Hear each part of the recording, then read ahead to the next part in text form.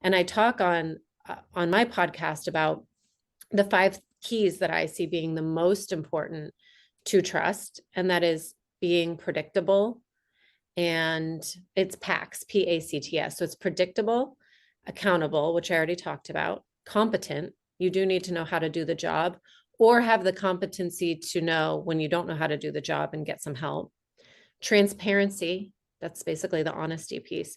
And people need to know that you genuinely want to see them succeed. That's the S. So they need to know that you're there to help them succeed, help them to shine.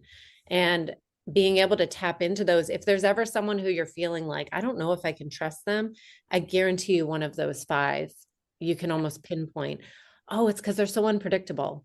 It's because I don't know from day to day who's going to show up.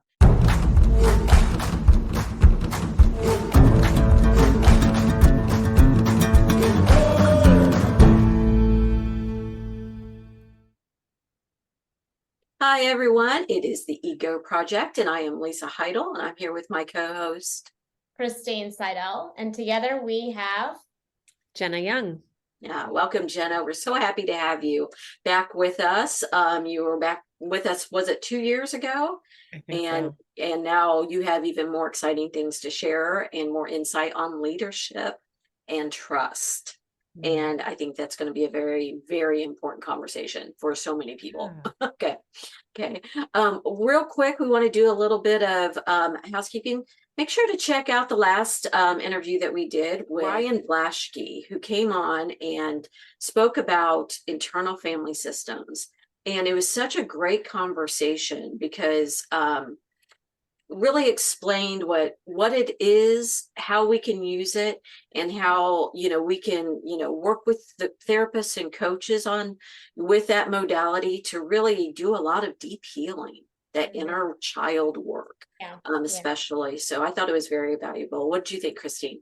I thought so. I think she did a great job, just really educating the listeners and giving perspective on how specifically you can use it in different, what we say, parts work of your journey. So I think everybody should go check it out and, find yourself a good IFS coach or therapist, because we're always finding these different layers and different parts that need a little bit of attendance. So I agree. So good.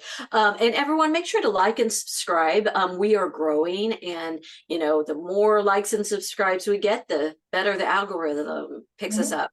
And speaking of liking and subscribing, we're going to be talking about Jena Young and her new podcast, Elevated Leadership. But first, I'm going to jump in and read Jena's bio. Jena Young is a hospitality entrepreneur and certified professional coach who lives in Bar Harbor, Maine, and works with clients around the world. She is also the host of the very popular and growing Elevated Leadership podcast. On the Elevated Leadership podcast, Jena highlights topics to help listeners learn how to lead themselves and how that impacts those around them. Jena practices boots on the ground leadership as the co-owner and founder with her husband, Jeff, of the Side Street Cafe, Thrive Juice Bar and Kitchen, and Yellow House Inn in Bar Harbor, Maine. She specializes in small business and entrepreneurial leadership and is on a mission to simplify the journey for leaders who seek peace, calm, and fulfillment in their leadership roles. Jena says that her greatest leadership role and practice is in raising her and Jeff's 4 daughters. Yes. Imagine it. Yes. Now, I want to say this before we move on. So I was reflecting on the work that you're doing, Jena, which is so important, but I don't think people really understand where you do this work. So Bar Harbor, Maine, which is the home of the stunning Acadia National Park. And Bar Harbor, Maine is an island that's bridge connected, correct? It is. Okay. And during the summer and the fall, Bar Harbor gets 3.97 million visitors. Wow. And they all go to cafe at Side Street Cafe.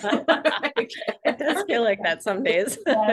So as far as leadership, I mean, you've learned so much. So you're the person that we really want to be talking to, because I mean, that's a lot of guidance you have to offer, correct? What can you say about, I mean, have you heard those numbers and thought of it in that manner? Oh, yeah. So we're on Mount Desert Island, and Bar Harbor is a small town on the island. And we do have a lot of talk about the tourism that comes and how many people, and there's so many different organizations monitoring the numbers. And so we're very aware, and it creates so many challenges and opportunities to be in such a seasonal place where we really we don't start from scratch every year, but we have this new, fresh start every year, which can be really draining, but it can also be such an opportunity to start over, reconfigure, look at what's working and not working. So I try to look at the perks to it more than the challenges to it, but we do feel it. And we love the people who come and visit here, and it's what keeps our little world going. So it's pretty special. Yeah. So good. I mean, I've been to Mount Desert Island and Bar Harbor, and thank you for clarifying that. Haven't been there for quite a few years, so I always forget it's not all Bar Harbor. Right. But still, you got it right. Yeah. Yeah. Okay. So we're going to be talking about the topic of trust and leadership, and you can't have one without the other. No. It's not possible. Not effective leadership, at least. Yeah. Can you talk about first self-trust and leadership? What's some thoughts you have on that topic? Absolutely. It is so imperative in order to be an effective leader, because we talk about everyone's influential. We're all leaders constantly throughout the day, but the question is, are you being a positive or a negative impact? Are you being effective or ineffective? And so in order to be positive and effective in your leadership role, being able to trust yourself is one of the absolute foundations. And I would even say being able to trust something greater than yourself as well, because we can't just rely on our egos. That's what this podcast is about, to keep us in line with reality. It's not reality. It's really based in fear. And so the opposite of fear is trust. So the more that we can prove to ourselves that we're trustworthy, the more that we can count on ourselves to show up. And the more we can believe in ourselves, the more we can project that out to the people around us who we are impacting and leading, that they know that we're trustworthy because we trust ourselves. And that's absolutely, it's just such an important point. And I think a lot of times when people talk about trust and leadership, they like to jump to the part that involves other people. It's easier to point the finger and say, but I want you to trust me. And why don't you trust me? And why can't I trust you? And that is important, but it all starts with that inner trust and being able to cultivate that and prove to yourself that, you're worthy of what you're trying to achieve, that you're capable of it, that when you are in a tough spot, you'll figure it out, that you have the grit when it's not easy. And those are all things that we learn throughout life and really with practice. Yeah. Well, I think that keyword practice is so important there, because when you talk about trust, it's not something that we inherently should be giving to people or should be expecting to be given right away. And I think that's, we go through this process of becoming, nuanced as specialists or whatever. And so much of it is gaining that intellectual capacity to know your industry or know whatever it is that you're stepping into. But trust is an intuitive pattern making faculty, right? So we can only earn trust or seek trust when we have shown up consistently in a pattern that has modeled we're trustworthy, right? And so that's such a facet of a relationship that we can't it's not instantaneous. Even with ourselves, right? Like, have I intuitively listened to myself and made my mistakes and learned and grown from them and honored what I know to be true so that I can trust myself? And I think we have such a, instant gratification culture that we don't put enough emphasis in trust with ourselves or with the people that we're seeking or asking for trust. Yes. I love that.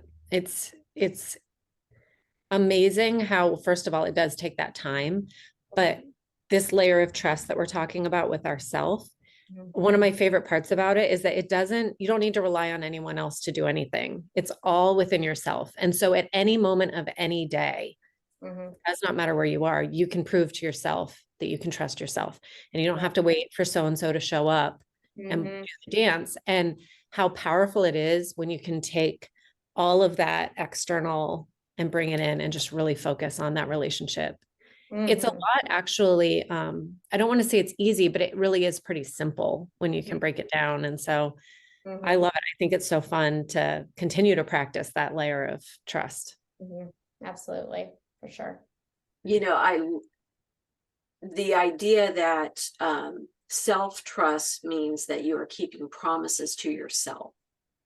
And just like anyone else externally, if we break these promises that we've made to ourselves, we stop to trust ourselves.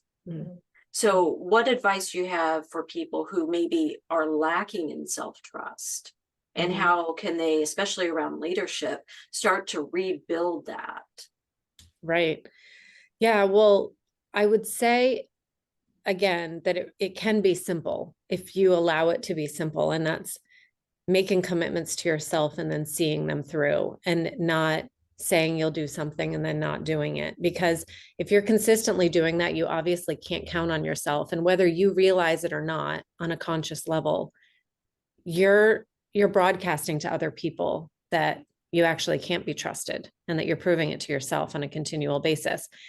My advice really would be in those tiny small steps, if this is new to you, to start with setting small goals that you know you can achieve, and then feeling so worthy of that good feeling that you make a point to do it, and not prioritizing something else just because it's out of habit. And it does not have to be running a marathon, and it does not have to be climbing a mountain. This can be very simple: meditating for 5 days, writing in my journal, drinking a glass of water before my coffee. I mean, you can make it anything that you want, but it is such a great feeling when you say you're going to do something and then you do it, in the same way that it's a great feeling when someone else tells you they're going to do something and they do it.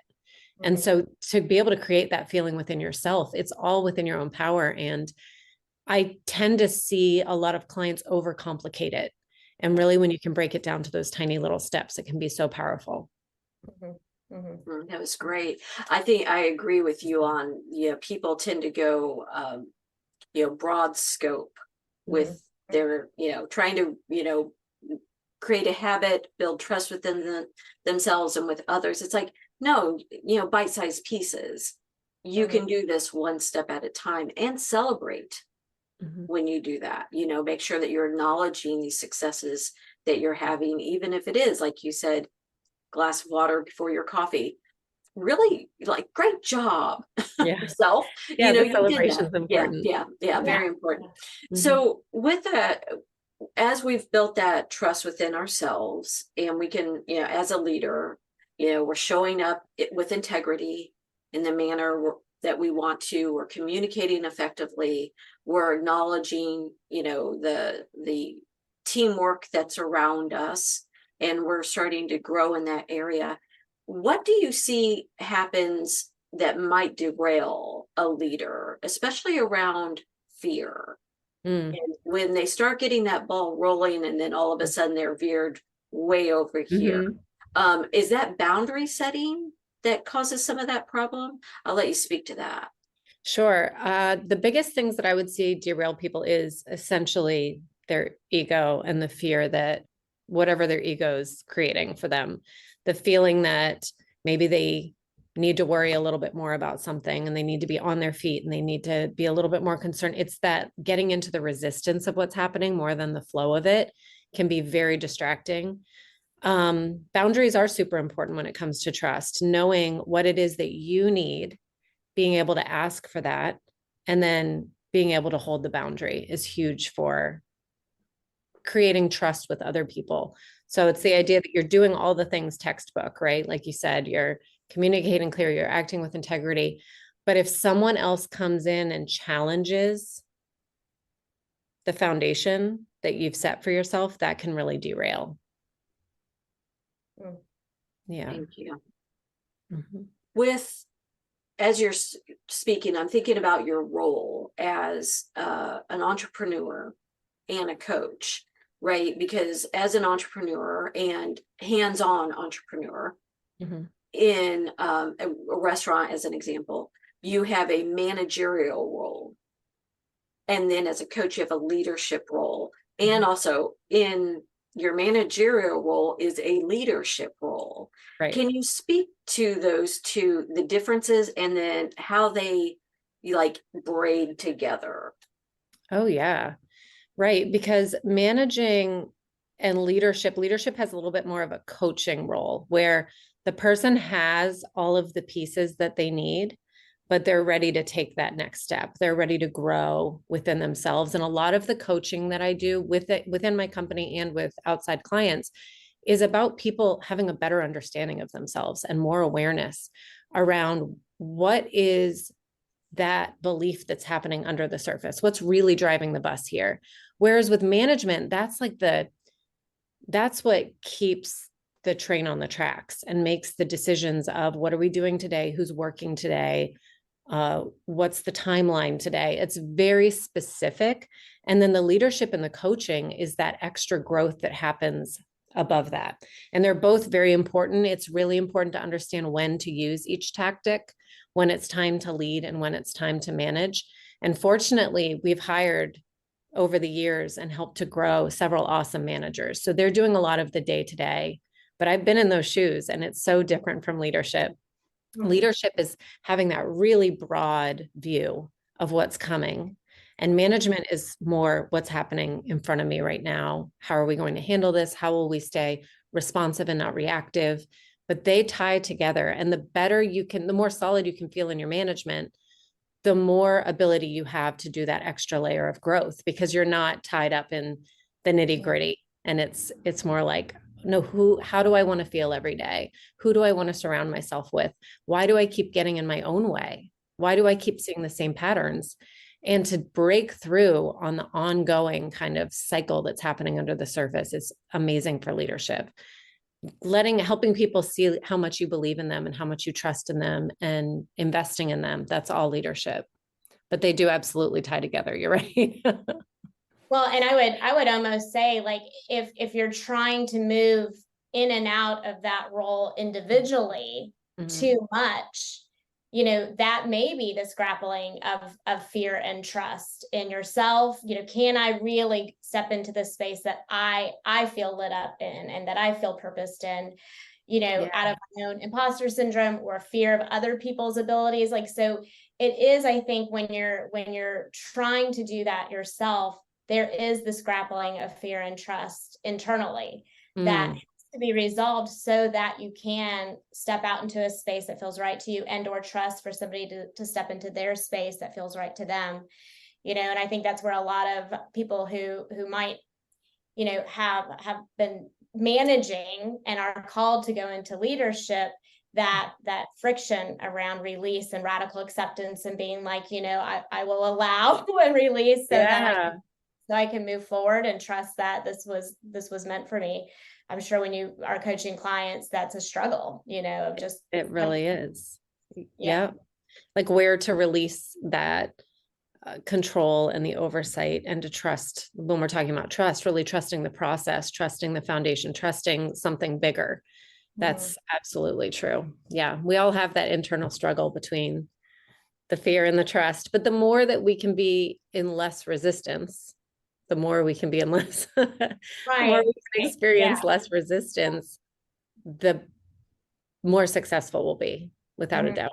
Yeah, and trusting that through the process, there will be, mistakes, or, when I talk to entrepreneurs, I talk about like the birth, death, and rebirth cycle, even within entrepreneurship. Like we need things to die or fail or whatever, so that something better can come from it. But that is that space of fear.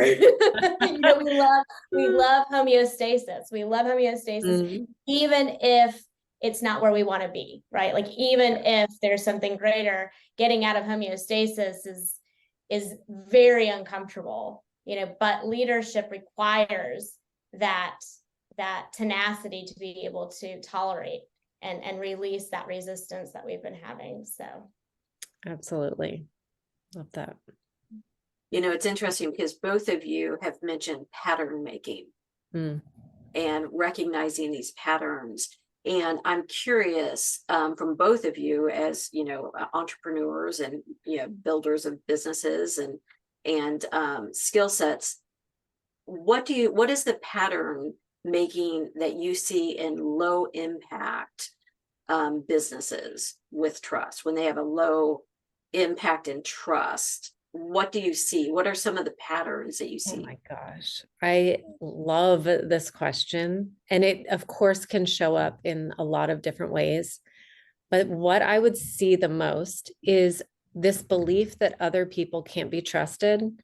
And so they don't set people up to succeed. They don't set them up because the belief that they have needs to come true for their own, ego. This is all happening under the surface, as you both Right. know, as your listeners know, I'm sure at this point, it's not consciously, but they need to either draw in people who they subconsciously know are not going to be able to do the job, or they won't fully set them up to do it. And so therefore, when it fails, they can look in the mirror and say, see, I can't trust other people. And that pattern, especially when it relates to trust, will continue and continue and continue until they're ready to really understand that it's their belief that's causing the problem. It's not the people around them, it is the belief. And I actually I speak from personal experience on that, because I really felt one of my patterns that kept showing up was that I wasn't supported. And so I would hire people who weren't capable of supporting me. They were not, just for whatever reason, any reason. Or if they were, I would sabotage it. And until I realized that, I could not build a solid team and I couldn't trust other people. And then when I started to realize, no, I actually can be supported and I deserve to be supported. And it was a lot of work. But once I was able to do that, I would seek out the people who really could support me and I would set them up to succeed in that job. And it was such a break. I mean, it was a huge breaking point for me. So I absolutely love that question. That's where I see it show up the most. But I'd love to hear Christine too, because I bet there are a lot of different examples.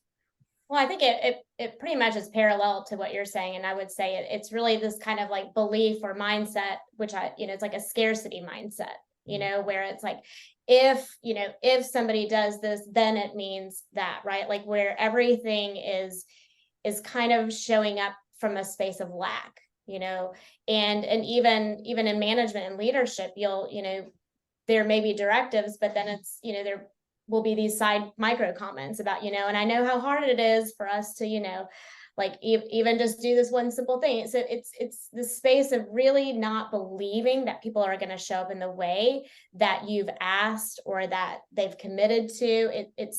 It's really around scarcity. And I love that you gave that example about, calling in the people that you're energetically kind of available for. And, I know I've done that too, just releasing control of, say for a personal assistant and being like, well, I just don't have the time. And, I need somebody who's very intuitive and this and that, but in that space, like not expecting that to show up. Right. Mm-hmm. Already in this sense of scarcity. And that's exactly what you're going to see. Like that's what you're going to find in the candidates that you are looking to bring into your organization. So I think it really does, we're only as strong as like the lowest on the totem pole, right? So if we don't have any trust, if we have a lot of doubt in that person, then how are we supported? How are we growing and moving? And you see a lot of that in low impact companies where morale is just very, very low. Like everybody tends to have this very like, well, corporate can't get anything right. And you're aware of the scarcity that just permeates every department. So that's it. It is, and the idea that even if we call in people, right, that are high vibration, skilled, they're wanting to support. If we have that confirmation bias, it's going to be a self-fulfilling prophecy, right? Maybe there is someone who is highly skilled, highly motivated, yet our ego wounds erode that trust Mhm. between the leader and the person who wants to learn from them. Mhm. And I think that being very mindful, like you said, Jenna, healing that stuff with yourself on an ongoing basis, Mhm. right? It doesn't end. It It's doesn't a end. constant journey, right? Right. Well, and I think it's also, being able to say, that's the ego work that, oh, I'm going to watch how this unfolds Mhm. and then reevaluate what to do next. I think so often we're wanting to check it off the list. Like, okay, I have 3 new hires as an example. Check, check, check. Well, Mhm. that's where leadership begins, not where it ends. Mm. And I think people, they forget that there's a steps to this. And, anytime we interact with others, there's an agreement and honoring that we have to bring to the table. Oh Yeah. yeah, Yeah. absolutely. Yeah. And I think being mindful of whatever, checking yourself and being like, what is that core belief that I'm thinking I'm not, somebody can't show up for me in that space, or that I have to do everything in order for things to be done correctly. Like, what is that core belief that's underneath that is like, my value is drawn by doing everything, improving my value, improving my worth. That's that ego work that we in leadership need to be very mindful of, because we're sabotaging ourselves with these false belief systems that are rooted from a long, long time ago. So. Yes, and without a doubt, the most effective leaders are the ones who are self-aware and they understand what their stories are and where they came from. And even if they haven't fully healed it, they're at least aware. Oh, I see what I'm doing there. Oh, I see how I'm doing that again. And they're really holding themselves accountable as they go through it. And I'll say every time something happens, the first thing I do is look at myself. Something's happening within the company that I don't like. The first step I'll do is look at myself and say, am I playing a role in whatever this looks like? Is this part of my pattern that I keep bringing up? And honestly, sometimes it is. I think I talked the last time I was on the show about how I would always create overwhelming situations. And until I really looked at that, I was going to do that for the rest of my life. And I still today will catch myself starting to create overwhelming situations. But because I have the awareness, I can pause and redirect. Say, oh, I see what I'm doing there. I see what I'm doing there. And part of trust is accountability. And that's holding yourself accountable. That's other people being able to trust that you'll hold others accountable. And without that piece of accountability, it's also very hard to trust yourself or others. Right. Exactly. When you say overwhelmed, can you give us an example of, I mean, I know I have my own, but you're the guest. Yeah. So, and of course it all ties back to what was familiar to me, what I grew up experiencing or feeling. But so just as a little casual example, after I found out that I was pregnant with my first daughter, I thought it would be an awesome time to open a restaurant. This was my first restaurant. And then once we did that, I really didn't realize how incredibly overwhelming that would be. And then we got 2 dogs. We were going to get 1 dog. We decided to get 2 dogs. And then it just kept rolling from there. And then it would be, well, let's move into an apartment attached to the restaurant because we need to be closer. So it was this constant sense of not feeling settled, because settled was not familiar to me. And so and that was one of the biggest things that I needed to break through on as a leader, because I was creating overwhelm for everyone who worked for me, just out of habit, not because there was any value to it. And now the people who work with me and, in my businesses, they have a better version of me because I've held myself accountable and stopped allowing myself to continue that pattern. Also with the confirmation bias, I would take things that maybe weren't overwhelming and make them overwhelming, because that was what I believed the world was. And so there's so much of that work, but it's actually I feel like it's been, of course, challenging. Of course, hard feelings come up, but the payoff to doing this work is so extreme and extraordinary that it's like, I couldn't imagine my life if I hadn't done it, even though there are tough moments and you have to look at things, it's like life is just so beautiful and peaceful and successful. And I feel so supported now. And that's why I love doing elevated leadership and the podcast, and why this is my passion is because it doesn't have to be as painful as we make it. It doesn't. There are tools and there are new ways of thinking. And so I love to share that, because what I wouldn't have given for this podcast when I was getting going, what I wouldn't have given to hear these conversations back then. So it's really fun to share. Yeah. And thank you for sharing that, because I think people have a misconception that when you step into a space of leadership and you're having success, that things, that you just inherently knew these things and you didn't experience growth from a place that was really chaotic and that was really overwhelming. And I think it keeps people from being available to find themselves in leadership too, and again, that's their own belief system. But I think the more we can represent like the ego work that, or the situations that presented themselves through the process of getting to a place of leadership, it normalizes that you only become a great influential leader when you've had to grapple with yourself. You haven't, then are you leading authentically? Right. So, Yeah, absolutely. And, as more women are stepping into leadership roles, and we're seeing this across the board. We're seeing it, from politics all the way, to, opening businesses, going, coaching. I mean, and Christine, if I'm correct, you have a predominantly female staff, correct? Yeah. Right. And servers typically, not all, but typically be more majority female, correct? Yeah, I think industry wide for sure. Yeah.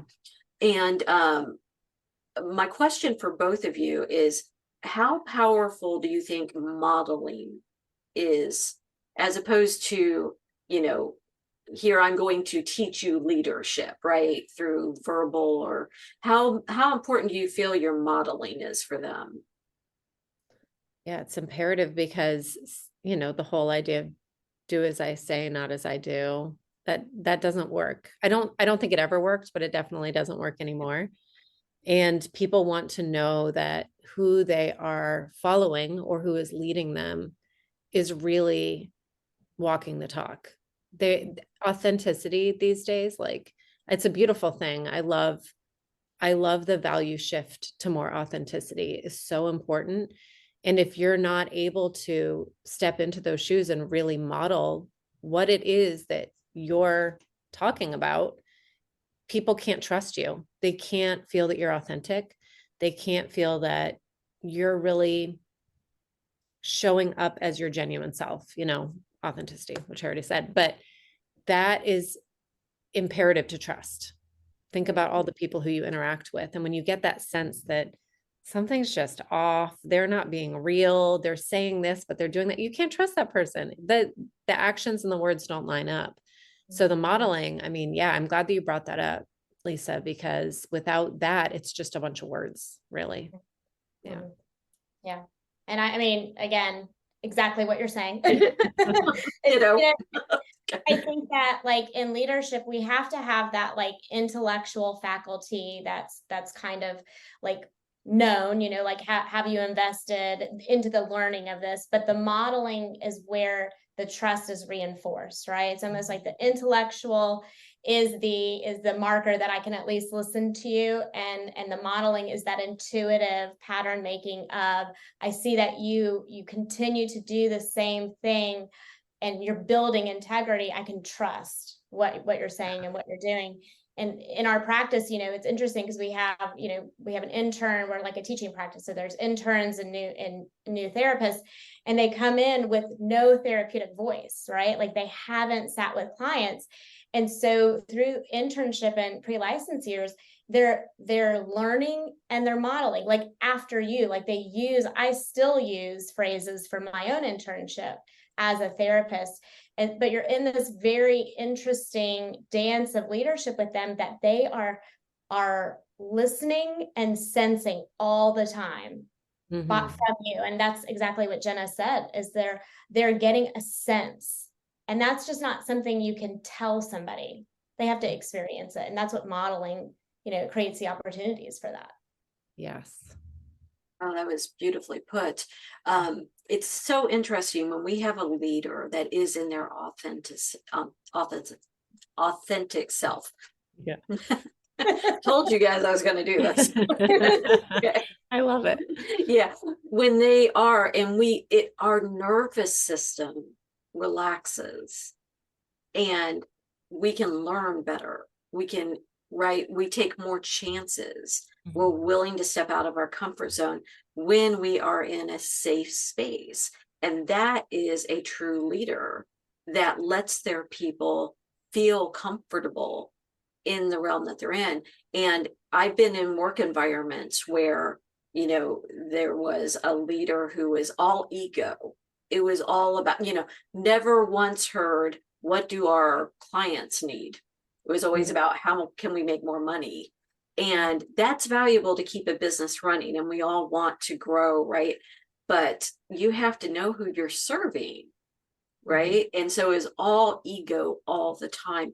And I felt very dysregulated most of the time. And I'm sure that you've both seen that in low impact companies as well. So what role does making sure that you're regulated play in what you're doing as leaders? So as the leader being regulated? Yeah. That's great, because as you were talking, I was thinking that's how you felt being led by that person.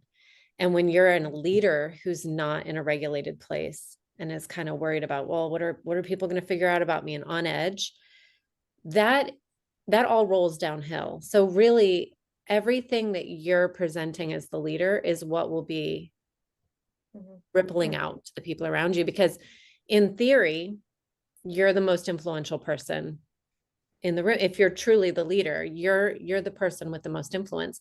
And so what you're bringing to that group is what they will feel. So it has a huge impact within a company.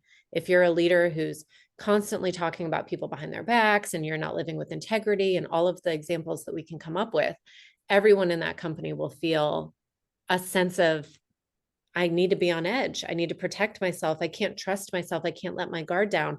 And as we know, the best work, the most productive, most beautiful work comes from being in a state of flow, being able to trust, knowing that if you drop a ball, someone else will help you pick it up, and being able to have that teamwork. You can't have teamwork. You can't have trust when you're on edge, when you don't know what to expect. And I talk on my podcast about the 5 keys that I see being the most important to trust. And that is being predictable. And it's PACS, PACTS. So it's predictable, accountable, which I already talked about, competent. You do need to know how to do the job, or have the competency to know when you don't know how to do the job and get some help. Transparency, that's basically the honesty piece. And people need to know that you genuinely want to see them succeed. That's the S. So they need to know that you're there to help them succeed, help them to shine. And being able to tap into those, if there's ever someone who you're feeling like, I don't know if I can trust them, I guarantee you one of those 5, you can almost pinpoint, oh, it's because they're so unpredictable.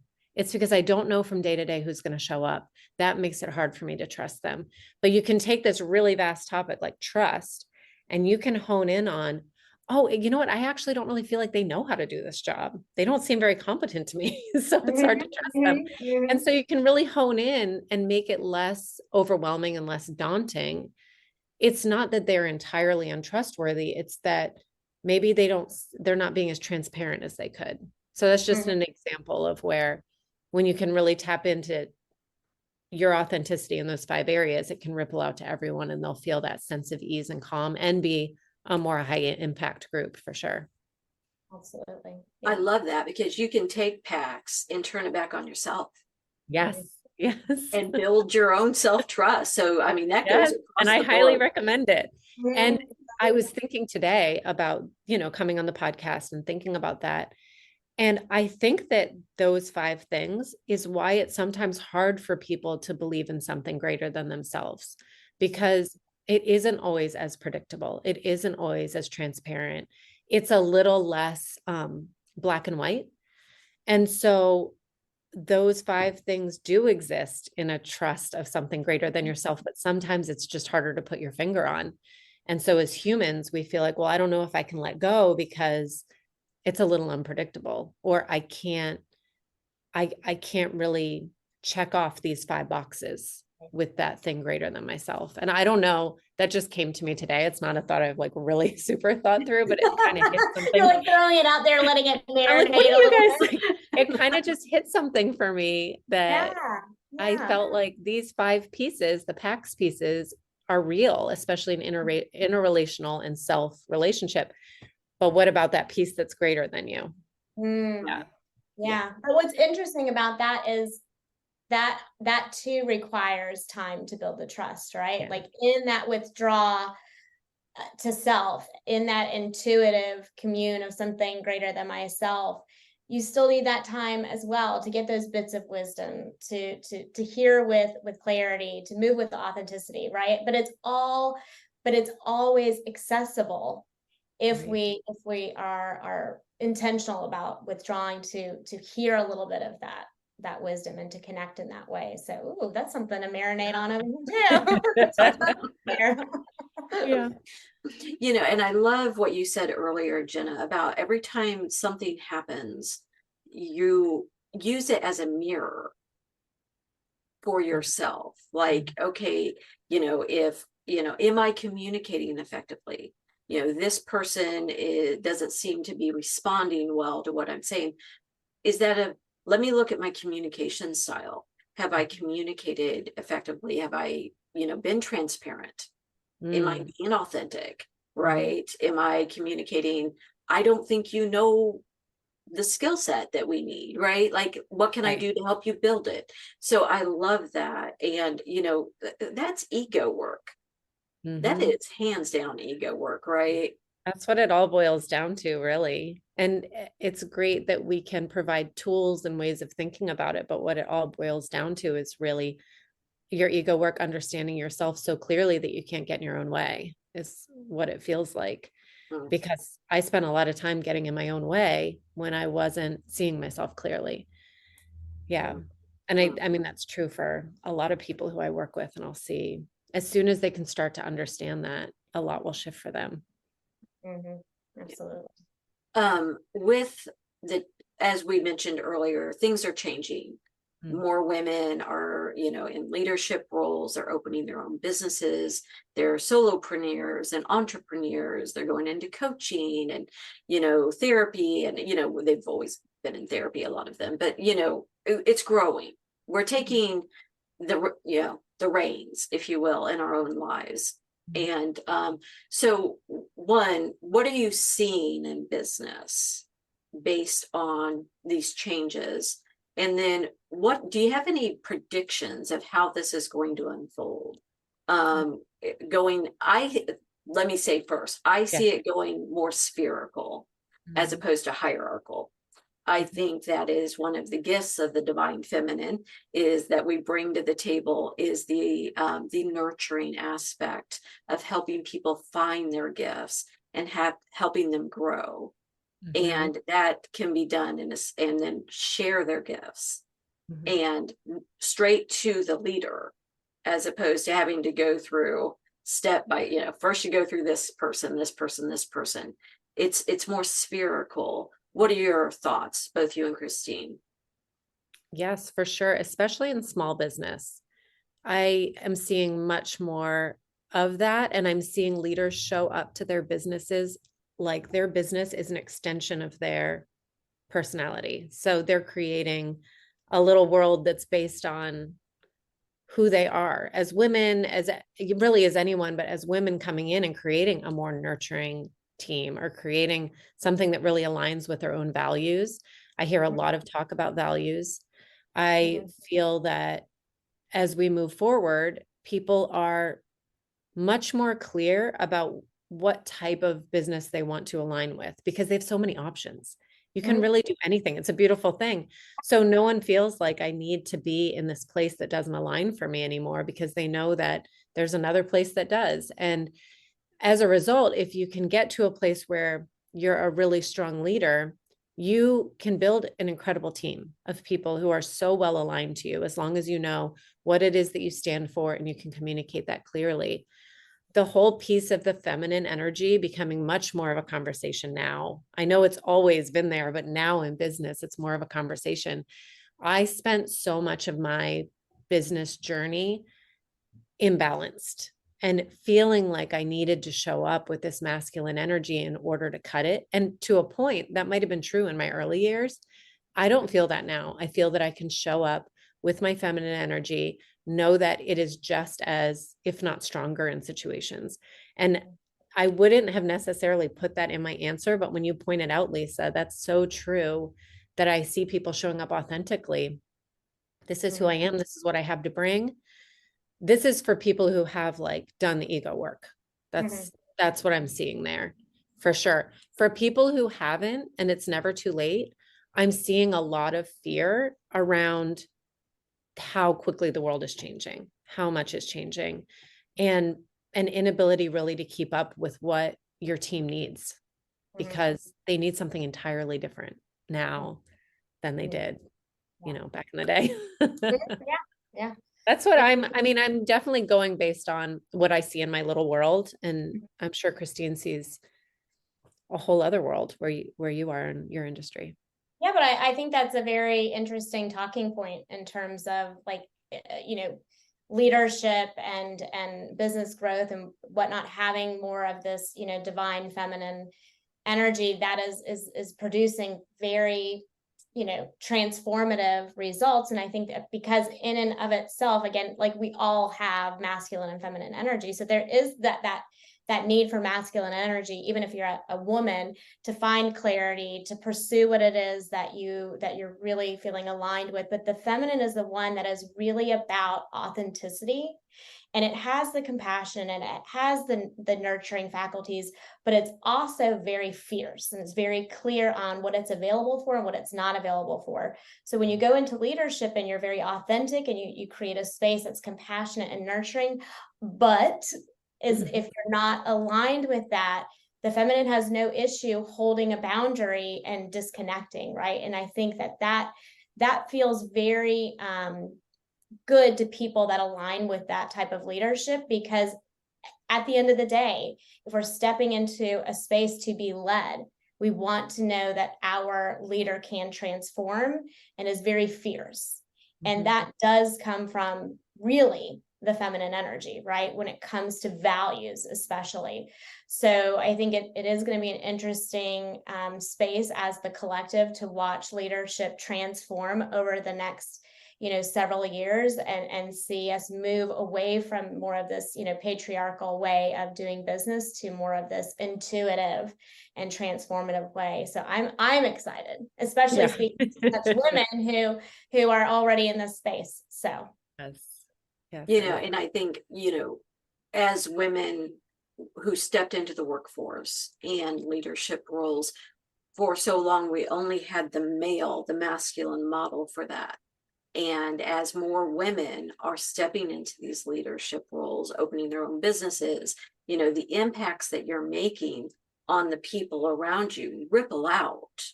You know, this is the turn of the wheel, if you will. It's turning it. And, you know, that to me is very exciting.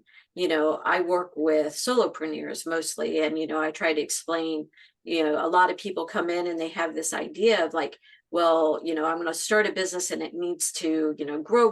And I'm like, well, that's, you know, an entrepreneur can do that, right? But my question for you is, do you want breadth or depth? You know, which way do you want to, you know, if as a solopreneur, you're a one person, you know, one-stop shop, right? You cannot fill the needs of, you know, hundreds of clients, but you can really build, you know, some strength with, you know, the dozen that you have at any given time. And it's a little shift in our capitalist mindset, right, of what success looks like.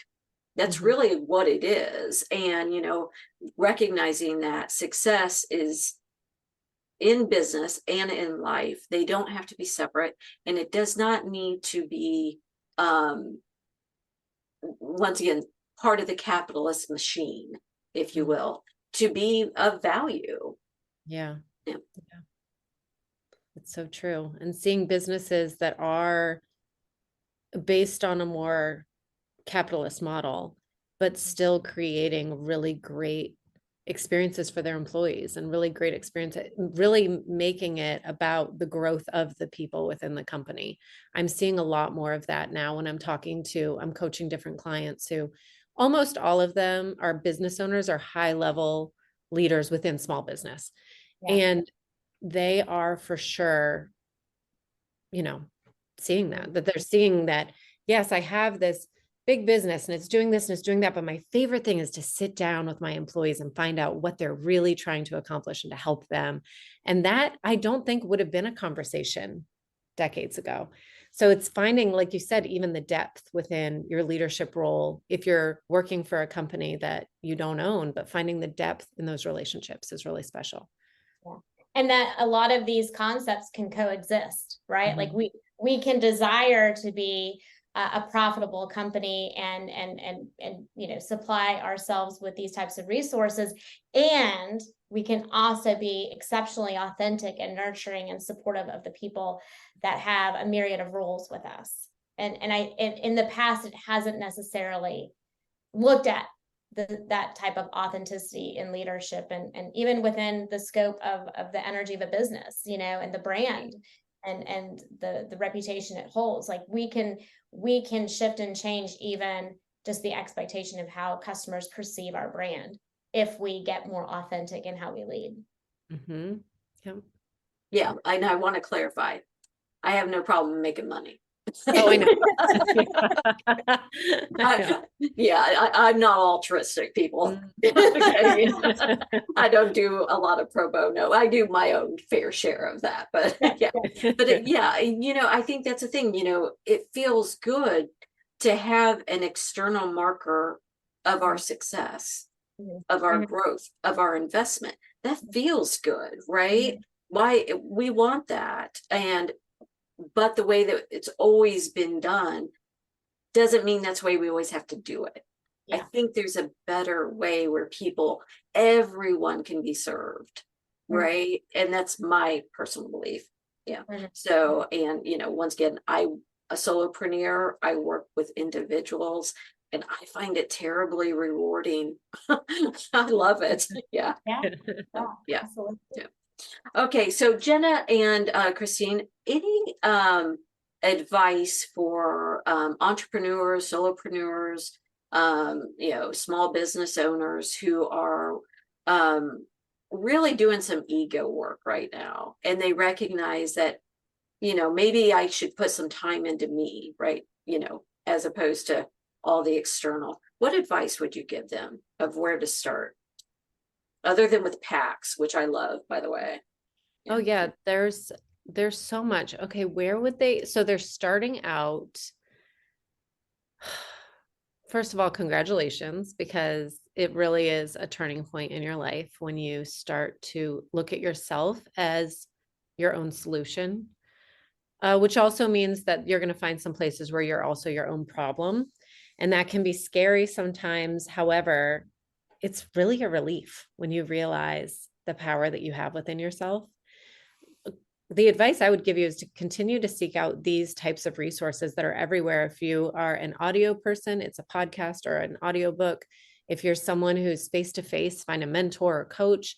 There are so many people having these conversations and your resources are endless. Maybe you want to read a book, maybe you want to go to an energy worker, but the best starting point that I found was starting to look at what are the patterns that keep frustrating me in my life. What is it in business, specifically, but how we do anything is how we do everything. So a lot of the patterns I found in business as a leader were also in my home.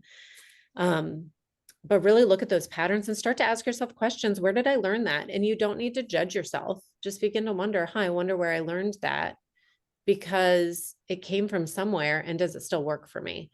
And I'm not a therapist. I'm not a mental health professional. So I don't have that layer, but I'm a person who's done it, and I did it the hard way. And the rewards for it are so beautiful. So if you're already doing it and you're feeling icky because it's the first, you're starting to feel things and see things you didn't really feel like seeing. Yeah. I promise if you can, you can't go backwards. So you must go forward. And when you get through that, you will find that so much about what happens in your life makes a lot more sense and has a lot more calm to it. Yeah, absolutely. Did that answer the question, Lisa? Is that what You you did. were That was talking beautiful. about? Okay. Yeah. I wanna That make was a sure. I very love that we're convoluted literally, question. we're on the same like thought pattern. And I I think know. that's I love that. what's so cool about like coaching and therapy is that you can gain so much of the same insight. It's just, it's expressed differently. And that, we don't, in leadership, we don't have to fight about like who gets to hold this container and who gets to hold that container. Like the wisdom that is here to be shared is going to be said differently and hit people differently. And there's more than enough people that need to hear that. And so I think what you said about like, look at the patterns, like if you're frustrated, bitter, angry, what is the pattern that continues to show up? And on the ego project, we talk about like the only reason those frustrate you, make you angry or bitter is because there's something you think it means about you, right? And taking that to somebody like a coach or a therapist that is aware of the work done as you step into different spaces of leadership will be able to help digest that with you. And then finding the resources where we're talking about these things and you can hear it said in different ways and be like, oh, ping, that was for me. That resonated, right? Yeah. Leadership can be very isolating, but we're called to be in community as leaders because that's where we're pairing nervous systems to each other to learn and grow. Like isolating yourself in leadership is very dangerous because you can become a vacuum, and you can withdraw and get messages that you feel like you can trust, but you can't, right? So Absolutely. Yeah. And I love how you both said that step that I think is so often missed from, I recognize there's something that's a little off here that needs some attention, to solution, but we forget that middle space of observation. And it's so important to be able, I'm going to observe myself in interaction with others. I'm not going to judge it. I'm not even going to look for solution yet. I'm just going to see the pattern. And we skip that part so often, don't we? We want to leap over it, but stopping and going, okay, this is being mirrored back to me. That, my communication style is off-putting, right? Yeah. Well, that's important. And like you said, it's probably happening with friendships in your home, with the service worker at the restaurant, it could be across the board, and really looking at that aspect of yourself. So thank you both for saying that there's a space in there that's in our power. Yes. That we can do all on our own starting today. Observe. Yeah. Okay. Do either one of you have any last thoughts you want to share about leadership? I could go on for days about leadership, really. I know, right? And you will on Elevated Leadership That's Podcast, right, that's which right. the link is in the bio. Yeah. Thank you. Thank you. And your questions were so beautiful that I feel like we covered so much, and there's always more, but it was such a great, diverse conversation around leadership as a whole, but also the trust that you have to develop in order to be an effective leader. So thank you for that. Yeah. Jena, you are welcome back anytime. Let us know how we can support you as you are growing. What you're doing is very valuable work in the world. I love your podcast. And I do have to say, we kind of go for, breadth here, and you really go depth. We tried to do depth as well, but you are concise. They're shorter podcasts. People can pop it in on their drive home, listen to it. I learn something every time I listen. So, and you're a natural. I told you that earlier. You're really good at it. So people check out Elevated Leadership Podcast. The link will be in our bio. And Christine, do you have any last thoughts for Jena or for our audience? No, I think this was an awesome conversation. Something I absolutely love. As as a therapist, I love the ego, but as a businesswoman, I love leadership and business development and entrepreneurship. So this just lit my little heart up. Thank you. Yes, same here. Okay, everyone. All right. Make sure to like and subscribe, not just to the Ego Project, but to Elevated Leadership Podcast. And Jena, next time we will delve even deeper into leadership. I cannot wait. I'll be Me here. too. All Thank right. you. Bye, Christine. Thank you, guys.